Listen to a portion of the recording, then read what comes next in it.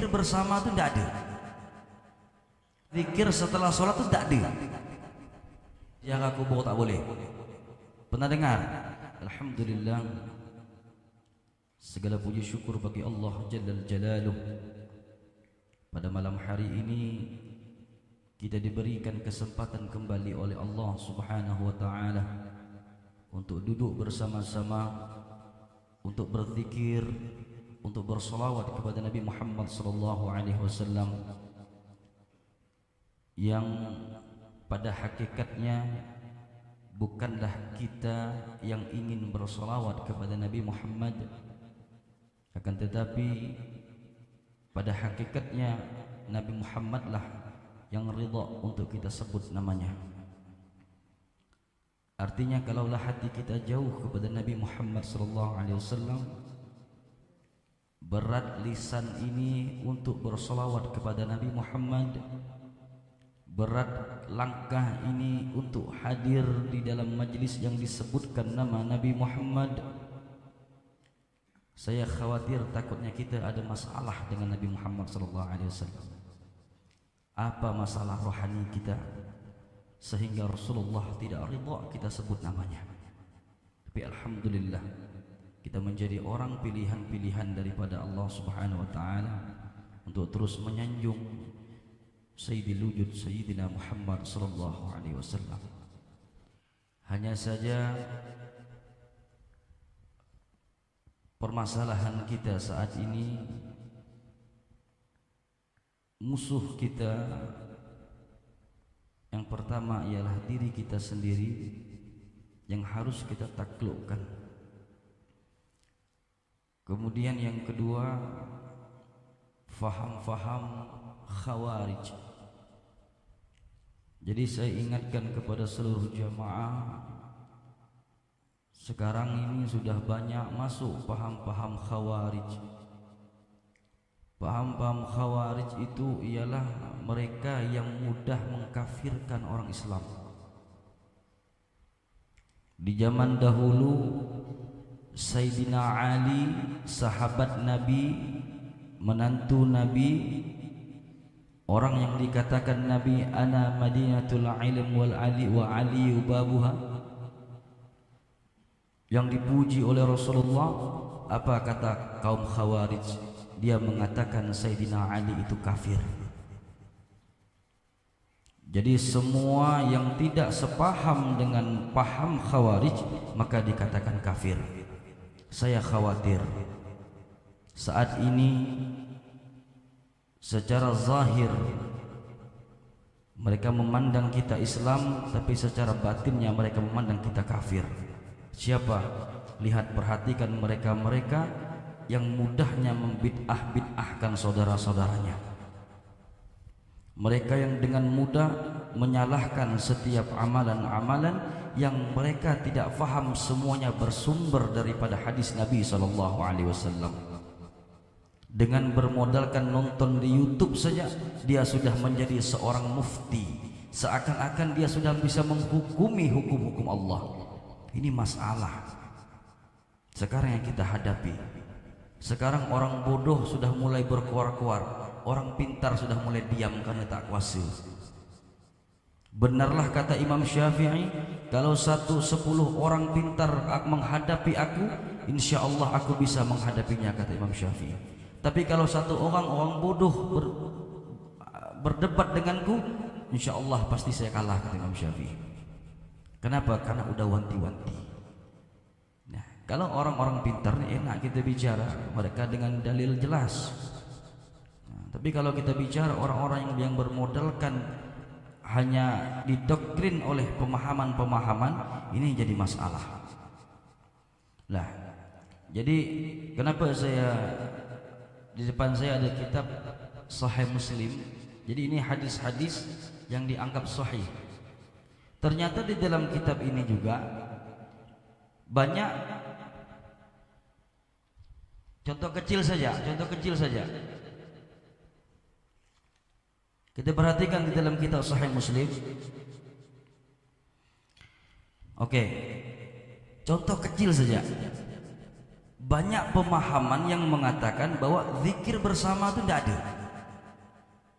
Banyak pemahaman yang mengatakan zikir setelah sholat itu tidak ada. Tapi ketika kita cek di dalam kitab-kitab hadis Nabi SAW, di dalam hadis ini dikatakan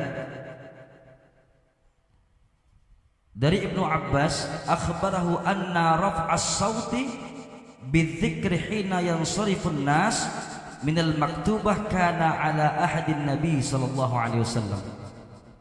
Ya. Maka di sini dikatakan sesungguhnya anna raf'as sauti, sesungguhnya mengangkat suara, artinya mengeraskan suara. Ya kan? Bidzikri, dengan berzikir, hina yansarifun nas minal maktubah kana ala adin nabi, setelah seseorang itu mengerjakan salat al-maktubah, salat 5 waktu, misalnya habis zuhur, habis asar gitu, mengangkat suara berzikir setelahnya itu memang sudah ada di zaman Nabi Muhammad SAW. Ini hadis Sahih Muslim. Ini masalah sebenarnya kita. Kenapa? Karena yang menyampaikan, yang berfatwa sekarang ini orang-orang yang tak pernah mondok, orang-orang yang tak pernah belajar, yang hijrah baru 2-3 hari, tiba-tiba menjadi mufti, menyalah-nyalahkan. Jangan-jangan kitab Sahih Muslim pun tak ada. Kenapa saya sampaikan seperti ini? Karena kita biar sadar diri gitu wah. Tapi ketika mereka tidak menyalahkan, mereka beramal dengan amalnya, silahkan. Perbedaan itu rahmat, tapi tolong jangan menyalahkan, itu saja. Saya selama 6 tahun tak pernah bicara macam ini. Saya tak mau bahas masalah ini. Kenapa? Tapi semakin kesini semakin khawatir saya. Khawatirnya apa? Karena orang-orang bodoh ini sudah mulai berfatwa. Udah pandai menyalah-nyalakan. Jadi kalau kita yang pandai ini diam, yang tahu ini diam, salah gak di hadapan Allah? Mau tak mau kita pun ngomong gak? Tapi kita tidak menyalahkan mereka. Terserah mereka mau tak mau, itu urusan mereka dengan Allah. Tapi tolong jangan salahkan, karena kita juga punya dalil daripada Rasulullah sallallahu alaihi wasallam. Terakhir, dalam kitab Sahih Muslim, kitab Sahih Muslim, pernah dengar tak ada orang mengatakan ziarah kubur tak boleh? Pernah dengar? Ziarah kubur itu syirik, pernah dengar? Kitab Sahih Muslim. Apa kata Rasulullah sallallahu alaihi wasallam? Kuntu nahaitukum an ziyaratil qubri fadhuruha. Hadis Sahih Muslim. Dulu aku melarang kalian ziarah kubur, kata Rasulullah. Sekarang ziarahlah. Siapa yang nyuruh ziarah? Rasulullah SAW. Oke. Di redaksi lain, di hadis lain ada tambahan. Apa di situ? Ziyaratil kubri, an ziyaratil kubri ala fazuruha fa innahu yuriqul qalb. Dapat melembutkan hati, kata Rasulullah. Ini di redaksi lain. Dapat melembutkan hati, kata Rasulullah SAW. Wa tudmi'ul ain, dapat meneteskan air mata, kata Rasulullah SAW. Wa tudzakkarul akhirah, dapat mengingatkan kita kepada akhirah. Siapa yang bilang? Rasulullah SAW. Dalam kitab Sahih Muslim. Kadang-kadang kalau kata ulama tak percaya orang ni, udah langsung hadis macam iya percaya semua. Mau tak mau lah saya ikut gak? Sebenarnya tak pantas kita begini nih. Kenapa? Karena udah didoktrin kalau udah bukan hadis itu takcan itu kalau udah manusia. Imam Nawawi, Imam Syafi'i, Ibnu Hajar, oh itu ulama, ini kita maunya hadis. Nah sekarang hadis dah. Nah, kita bodoh-bodohannya lah. Ini sekarang hadis dah. Ya khair? Oke, terakhir. Dalam hadis Muslim, Sahih Muslim. Inna rabbaka ya'muruka an ta'tiya ahlal baqi fastaghfir lahum. Hadis Muslim. Sesungguhnya kata Jibril, ya Muhammad, Tuhanmu Allah menyuruhmu untuk ziarah ke makam Baqi dan mendoakan mereka. Hadis Muslim. Siapa yang nyuruh ziarah?